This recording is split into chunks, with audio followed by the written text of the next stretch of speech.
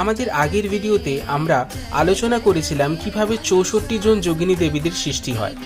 এই যোগিনী দেবীরা শুম্ভ নিশুম্ভ যুদ্ধের সময় দেবতাদের সাহায্য করেছিল।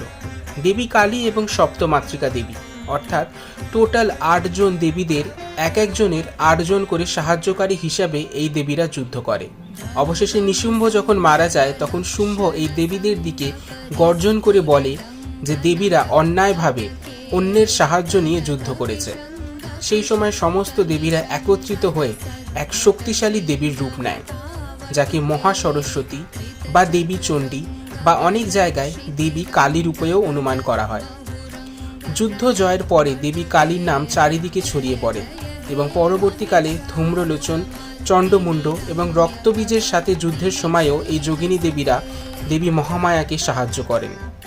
আমাদের দেশে অনেক জায়গায় এই দেবীদের মন্দির দেখা যায়। উড়িষ্যার হীরাপুর এবং রানীপুর এবং মধ্যপ্রদেশের মিতাওলি ও ভিদাঘাটে আছে এই দেবীদের মন্দির।